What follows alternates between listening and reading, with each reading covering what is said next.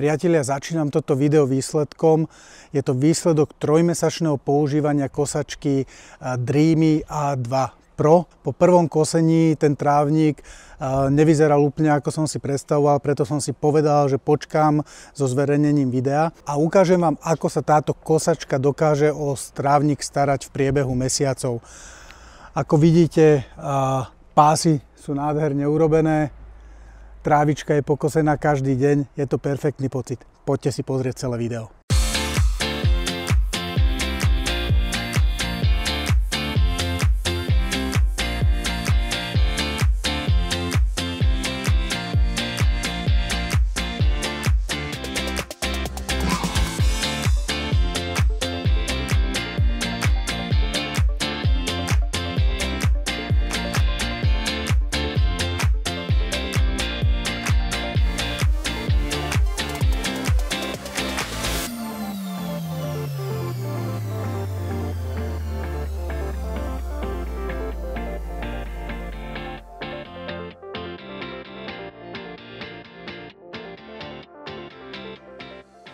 Môj ideál sa rozplynul.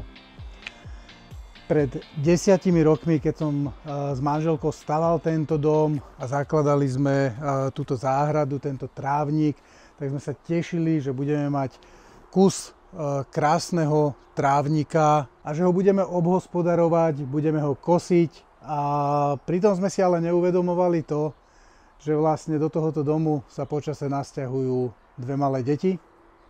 A naša profesná kariéra nám zhltne okrem nich všetok voľný čas. A tak sme sa zhodli, že potrebujeme jednoznačne pomoc.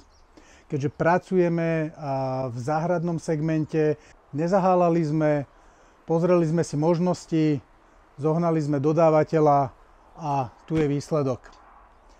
Kosačka Dreamy A2. Popravde, priniesol som ju dneska z práce, natáčam to večer po práci. Nikdy som tú kosačku nevidel otvorenú. Bude to pre nás prekvapenie, urobíme spoločný unpacking tohoto produktu a následne aj inštaláciu. Pozrieme si, ako bude kosiť a uvidíme, čo z tejto záhrady spraví, ako bude fungovať. Tento produkt som zvolil pretože mám zo pár spotrebičov Dreamy doma, som s nimi spokojný. Uvidíme, aká bude táto kosačka. Parametre na túto kosačku boli veľkosť pozemku, respektíve veľkosť trávnika, ktorý dokáže skosiť. Táto kosačka je stavaná v špičke až na 30 árov, 20 árov by mala skosiť úplne bežne, tak uvidíme. A druhý parameter bol, ten bol ten najzákladnejší, že nechcem zakopávať obvodové káble. Takže táto kosačka funguje na systéme GPS, musí byť pripojená na Wi-Fi a má lidar kameru. Takže kosačka je zabalená v hnedej ochrannej krabici. Vo vnútri už vidím farebnú krabicu.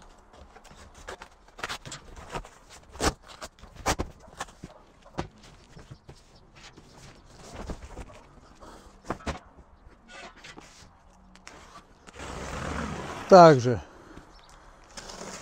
otvárame farebnú krabicu od kosačky. Si to ešte trošku poposúvam.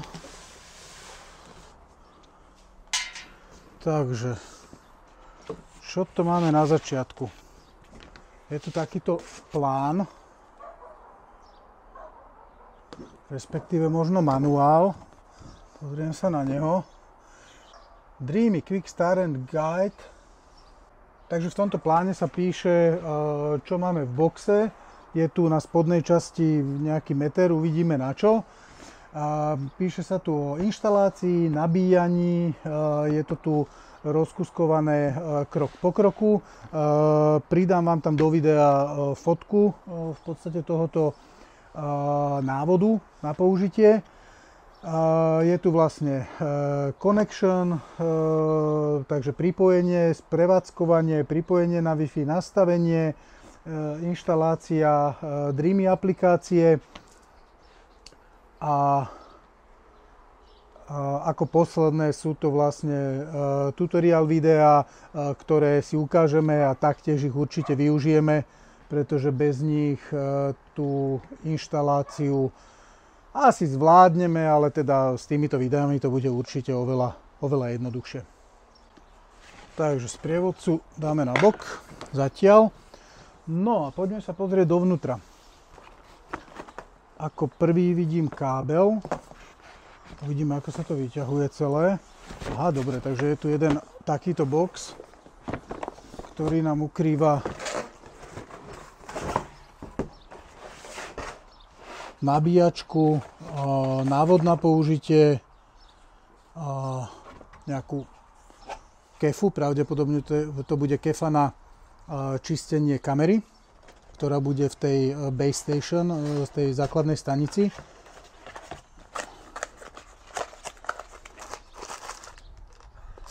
Kopa šróbikov a toto neviem ani identifikovať, uvidíme, pozrieme podľa manuálu.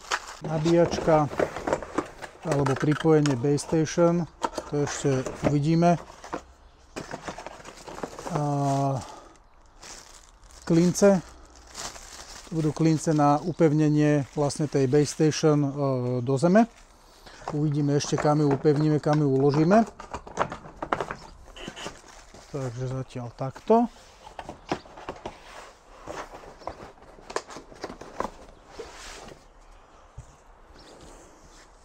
No ako druhé vyťahneme, toto bude base station alebo dokovacia stanica, nabíjacia. Je teda s káblom. A vyzerá takto. Vyzerá takto. Krásny dizajn. Pekný dizajn. Na týchto Dreamy a respektíve Xiaomi veciach sa mi páči ten dizajn. Sa musí nechať, že ten je naozaj pekný. Aj náš esetko sa prišiel pozrieť, čo tu robíme. Čo môj. Poď rab.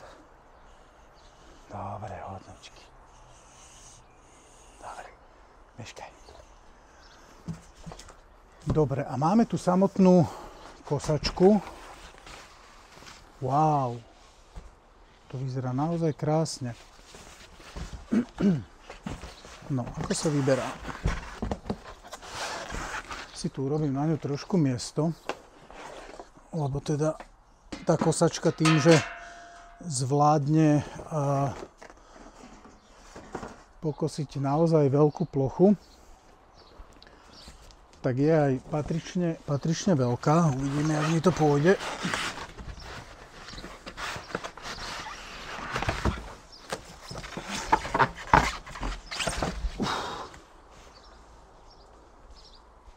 Má aj svoju váhu. Dáme si ju takto. A úplne na spodu máme spodok dokovacej stanice. Môžeme krabicu zavrieť. Posunúť takto na kraj. Tak, pripravený. Tram, tadadá. Kosačka Dreamy A2 Pro. Mám veľké očakávania od tejto mašinky. Unpacking prebehol celkom rýchlo. Tých komponentov nie je až tak veľa, tak uvidíme. Tu bude zakrytý lidar. Áno.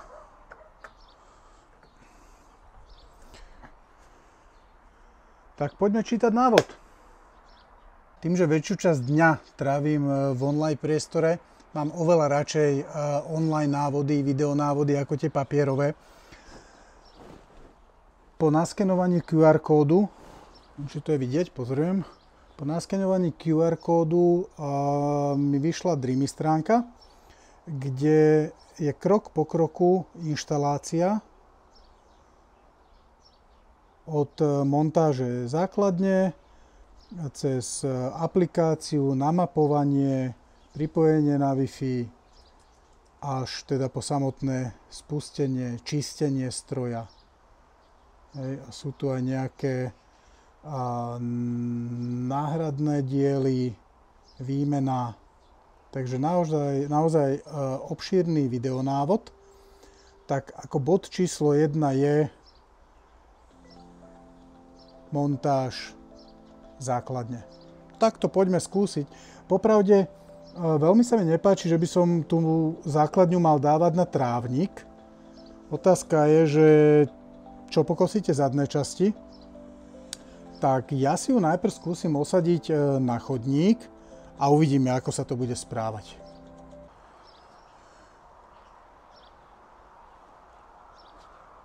Montáž základne som vymyslel veľmi provizorne. A čo je fajn je, že pri klincoch, pri plastových klincoch sa nachádza aj takýto plastový imbusový kľúč, ktorým v podstate veľmi pekne viete ten klinec alebo šrob zakrútiť do zeme. Tak to poďme skúsiť.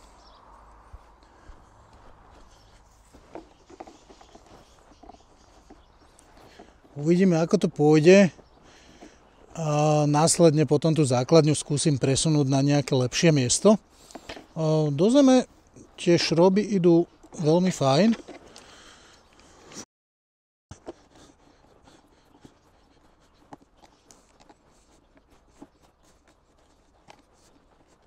Takže základňu máme namontovanú. Pripojíme vrch základne a adaptér.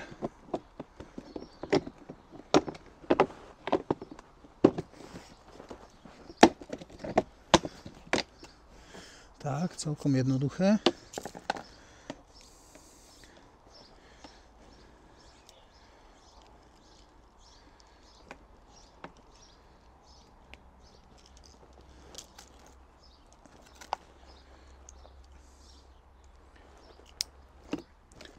Kábel je dosť dlhý, vyzerá byť 5-6 metrový, popravde neviem, napíšem do popisu.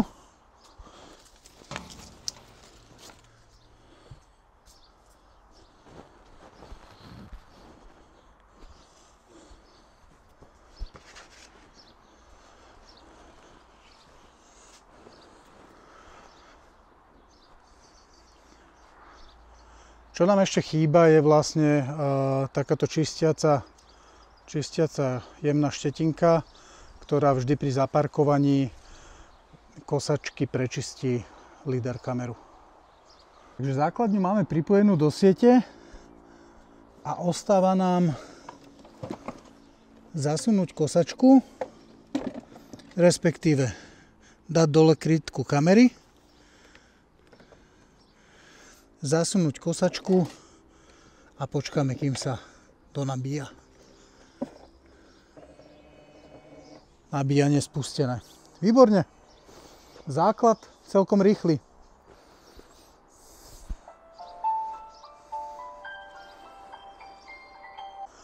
Hore na tej base station, na tej nabíjacej stanici máte svetielko. A toto svetielko v podstate po pripojení tej kosačky, pokiaľ blika na červeno, tak je tam nejaký problém možno s voltážou, čo by sa nás týkať nemuselo.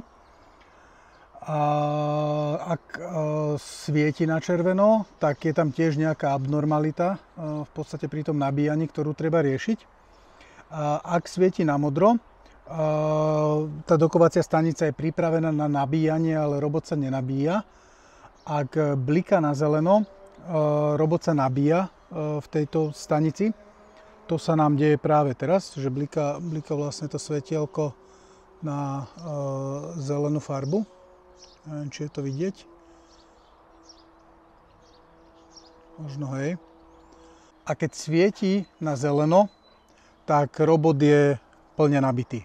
Počas nabíjania si ideme nastaviť PIN kód po stlačení tlačítka stop. Sa mi otvorí vlastne ovládacia časť kosačky.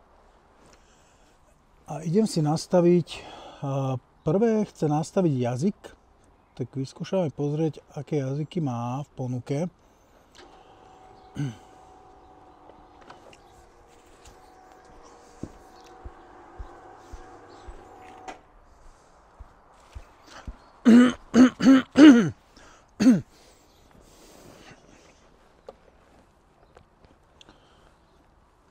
Takže máme dánštinu, nemčinu, angličtinu, španielčinu, francúzštinu, taliančinu, holandčinu, norštinu, poľštinu, švédština, fínština a nejaký azijský jazyk.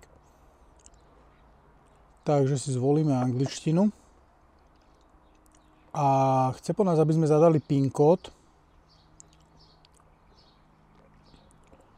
Ovládanie je celkom jednoduché. Tak si zadáme PIN kód. Dáme si rovnaký PIN. Aha. Sa mi prepína. Aha, ďalej. OK. 0. Dáme si 1. Rovnaký PIN ako na videu, ktorý si následne potom zmeníme. PIN kód je nainštalovaný a po nabití sa môžeme pustiť do mapovania záhrady. Zelená farba na svetielku na kosačke nám hovorí o tom, že kosačka je plne nabitá. Ja som jej trošku zmenil miesto. Nechcem, aby bola tá kosačka na tráve, pretože tá stanica samozrejme pod sebou tú trávu vypáli. Tak idem skúsiť, že či ju budem môcť umiestniť aj takto na okraj vlastne trávnika. Medzi časom som si stiahol aplikáciu Dreamy. Napojil som ju na internet, teda otvoril som ju, napojil som ju na domácu sieť.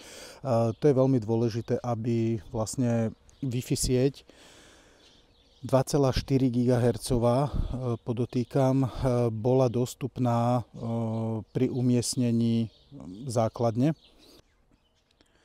A týmto pádom máme všetko pripravené na štart, takže sa pustíme do mapovania trávnika. Na aplikácii stlačíme tlačítko Start Mapping,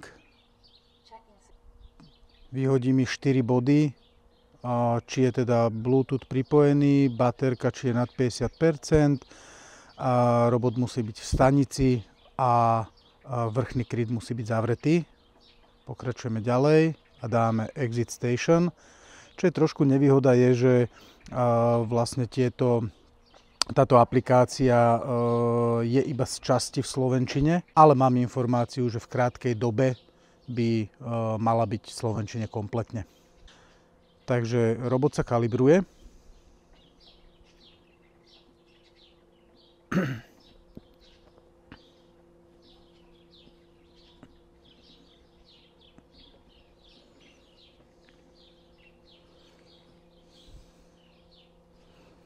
A je pripravený na mapovanie.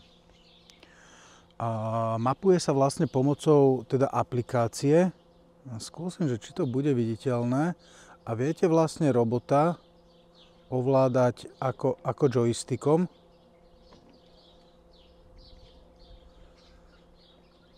Je to možno vidieť. A ideme mu určiť počiatočný bod, na ktorom bude začínať. A od tohoto bodu on vlastne začne kosiť celú zónu. Teraz vlastne z tohoto bodu joystickom pôjdeme pekne po okrajoch trávnika a namapujeme kompletnú zónu dookola. A čo sa týka vlastne vnútra tej zóny, ak sú tam nejaké stromy, tie už potom on vlastne uvidí, dáme si k ním rôzne nastavenia, ako ďaleko má kosiť od tých stromov, ako ich má obchádzať, akú výšku vlastne nejakej zóny má obchádzať. Čiže ak idete kosiť vyššiu trávu, je možné nastaviť aby nebral do úvahy predmety nad neviem, napríklad 20 cm a tým pádom vám skosí aj vyššiu trávu. Možnosti mapovania sú dve.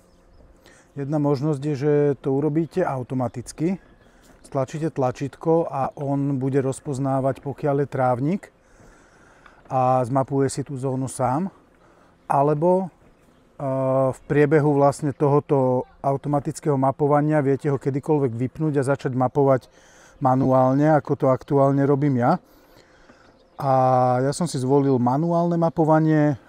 Budem sa snažiť prejsť vlastne úplne na kraje zón, ktoré chcem kosiť a uvidíme teda, ako to vo výsledku kosačka pokosí. Môžu byť trošku problém zóny, kde sa stretáva trávnik a kôra. Vtedy sa môže stať, že tá kosačka zapadne do kôry. Ale dá sa aj toto v podstate poriešiť nejakým spevneným okrajom. Ale uvidíme vo výsledku vlastne, ako sa to bude celé správať.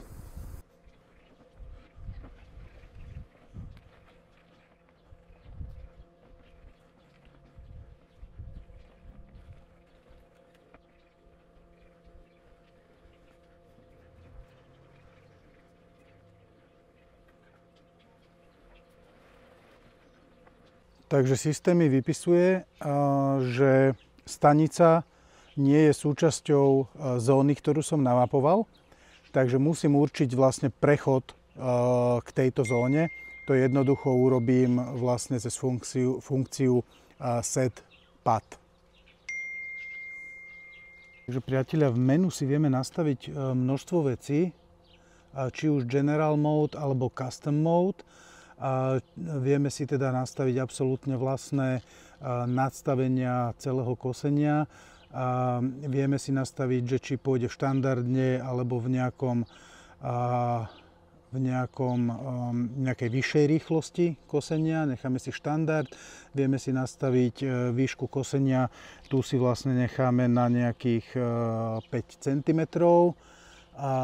Vieme si nastaviť direction. To znamená, vieme si nastaviť, ktorým smerom bude kosiť a vlastne ako budeme mať nastavené pásy, lebo tá kosačka nám urobí pásy ako na futbalovom štadióne. Takže vieme si nastaviť, do akého smeru presne, teda po stupňoch, ako by sme chceli, aby ten náš trávnik vyzeral. Takže smerom k domu si ich nedáme rovno, ale dáme si ich trošku o pár stupňov bokom. Je tu množstvo ďalšieho nastavenia, ktoré som popravde zatiaľ nepreskúmal, nejaké vlastne criss-cross, takže pôjde nejako z viacero strán možno. Dáme confirm. A potom tu máme vlastne automatické kosenie okrajov. Potom tu máme Edge Master, že vlastne počas kosenia, alebo respektíve po kosení nám ešte raz prejde všetky okraje na 3 cm. Tu je vlastne nastavenie lidaru a tu je výška predmetov, ktoré by mal obchádzať. Čiže viete si nastaviť, dajme tomu 5 cm. Teoreticky by to mohlo obchádzať aj psie exkrementy, teda ak máte väčšieho psíka. Ale ak idete kosiť prvýkrát a tá tráva je vyššia, tak odporúčam nastaviť si 20 cm, alebo ak sú niektoré vlastne stebla alebo časti tej trávy vyššie ako 20 cm, túto funkciu vypnite a kosačka vlastne nebude brať do úvahy výšku tej vysokej trávy. Ja si to aktuálne nechám na tých 20 cm. Ďalej vlastne má rozpoznávať teda nejaké objekty. A potom vlastne tu máme funkciu, ak vlastne bude niekde v trávniku strom, ako mám napríklad ja tam vzadu, tak nám ten strom bude obchádzať tu je 20 cm, ja si to dám na 10 cm okolo neho. Uložíme. Tak a popravde som veľmi zvedavý. Poďme na to.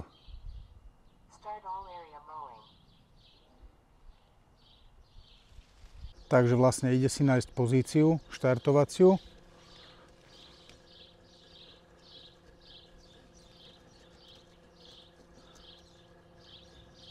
Niekedy má trošku problém vlastne s tými prednými kolečkami, tým, že to nie je 4x4, tak tie kolečka sa môžu zapreť v podstate do trávnika, ale on väčšinou sa otočí a uvoľní si tie kolečka a pokračuje ďalej.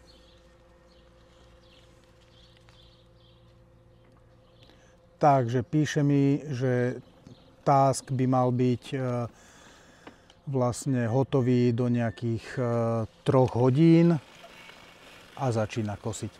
A ja si myslím, že 3 hodiny kosiť, čo sa týka batérie, nevydrží, takže pôjde sa v podstate dobiť medzi tým ďalším kosením.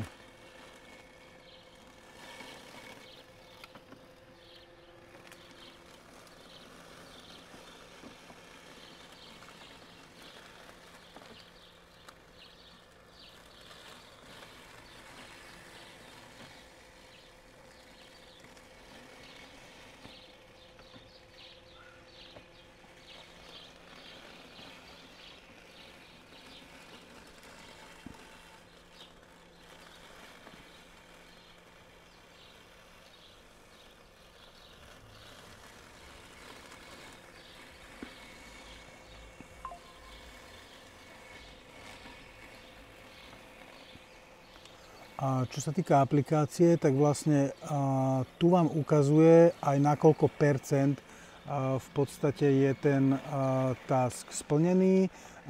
Tu vám ukazuje, koľko metrov štvorcových vlastne je daná area. A vlastne pekne sa to odtiaľto odpočítava, čiže viete to vlastne priebežne sledovať. Viete to sledovať, teda aj keď nie ste zrovna pri kosačke. Je tu takáto skvelá funkcia, ak ste preč z domu.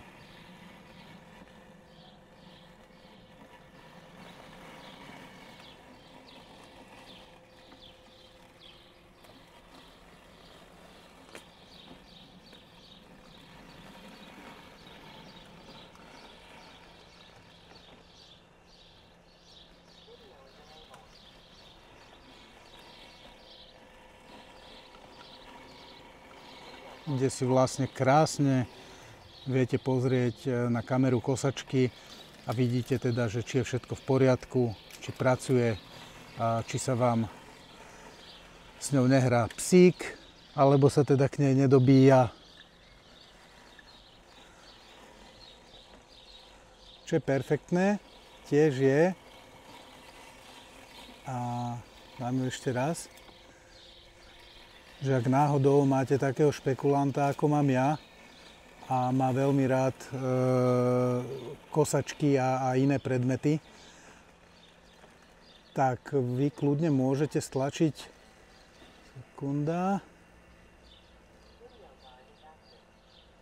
túto funkciu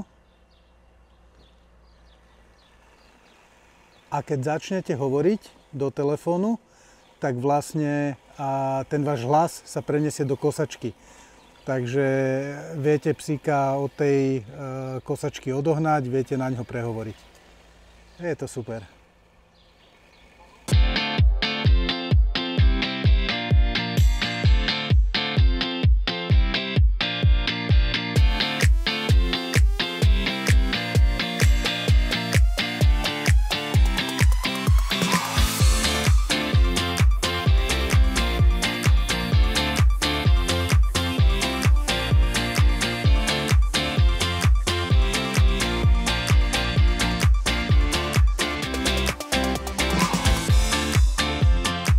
Priatelia, takže máme dokosené. Som naozaj veľmi milo prekvapený.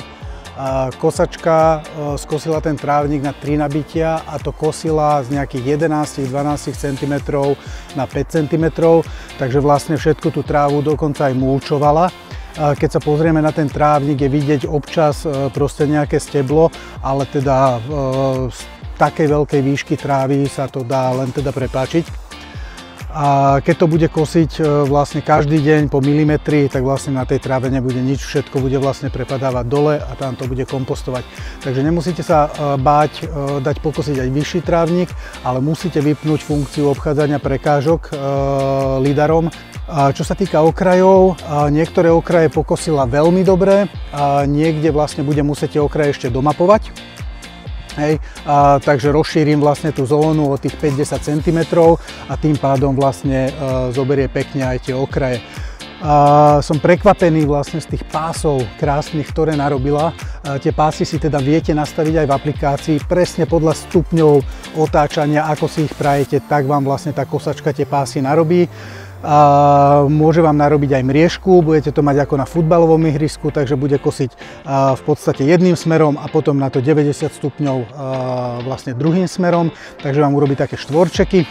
Keď sa pozrieme na to, ako sa kosačka správala v tých najchulostivejších miestach, to znamená to rozpätie medzi trávnikom a kôrou, to je vlastne tá najzložitejšia časť, tak musím povedať, že vybehla mi vlastne z tej zóny iba jedenkrát a nevedela sa dostať naspäť, takže musím v podstate jedno miesto upraviť, ale myslím, že tie okraje zvládala veľmi dobre.